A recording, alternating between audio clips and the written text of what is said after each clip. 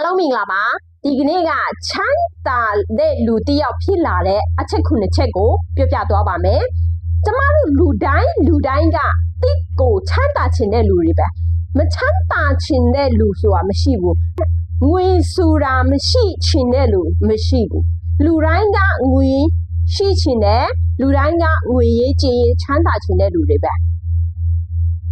အဲ့ဒါကြောင့်ကျမတို့ကငွေရေးကြေးရေးချမ်းသာခြင်းတဲ့ခါကျတော့ကျမတို့ဘာတွေလုပ်တယ်လဲဆိုရင်ကျမတို့ကအခုမှစီးပွားရေးလုပ်ဖို့ငွေရင်းတွေမရှိဘူးဆိုရင်ဘာတွေလုပ်တယ်လဲဆိုရင်သူများစီကအတူဒီပေးပြီးမှချီးငားတယ်ပြီးတော့စီးပွားရေးလုပ်တယ်ပြီးတော့ဒီစီးပွားရေးတွေကဆုံးရှုံးသွားတယ်အတူရောအရင်ရောဘာမှမရဘူးပတ်စံချီးထားတဲ့နေရာမှာကျတော့အတူတွေနဲ့အတူတွေထပ်ပြီးမှကိုကပိုးပြီးမှဆုံးရှုံးရတယ်ရှိထားတဲ့အိမ်ဒီပေါင်ပြီးမှချီးထားတယ်ဆိုရင်အိမ်ကလည်းပြုတ်သွားတယ်စီးပွားရေးလည်းရှုံးသွားတယ်ပိုးတောင်မှခက်ခဲတဲ့နေရာမှာရောက်သွားတာဒီလိုမျိုးလူတွေအများကြီးရှိတယ်ဘာဖြစ်လို့ကျမတို့ဒီလိုဖြစ်ရတယ်လဲဆိုတော့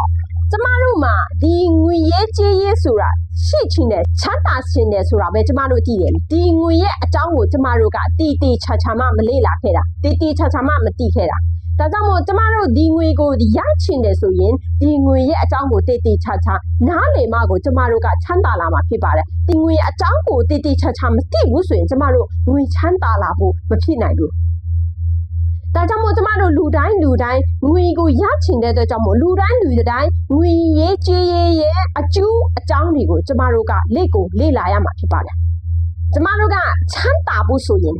ကြီးကျယ်ပဲတွေးပြီးကြီးကျယ်လုံးမပဲချမ်းသာတယ်လို့လူတိုင်းကတွေးကြတယ်ဒါပေမဲ့အနည်းစုတာရိုးရှင်းနဲ့တွေးပြီးရိုးရှင်းနဲ့လုပ်သွားရင်ချမ်းသာတယ်ဆိုတာသိကြတယ်ဒီနေ့ကျမမျှဝေတော့မှာကရိုးရှင်းနဲ့ပဲတွေးပြီးငွေရှာတဲ့စနစ်ကိုဖြစ်ပါတယ်ပထမအဆုံးအဆင့်ကကျမတို့ရဲ့ဝင်ငွေရဲ့စေပုံတပုံကိုကျမတို့ကဘာပဲဖြစ်မထိရဘူးတလားဝင်ငွေရဲ့စေပုံတပုံကိုကျမတို့ကထည့်ထားရမယ်ပုံတပုံမှာနံပါတ်2ကျမတို့ရဲ့ငွေရေးကြေးရေးကိုကျမတို့ကကောင်းမွန်စွာစီမံခန့်ခွဲနိုင်ရမယ်နံပါတ်3ကျမတို့ရဲ့ငွေရေးကြေးရေးများတစ်ထက်များအောင်တူးတစ်ထက်တူးအောင်ကျမတို့ကလှုပ်ဆောင်နိုင်ရမယ်နံပါတ်4ကျမတို့လတိုင်းစေပုံရဲ့တပုံ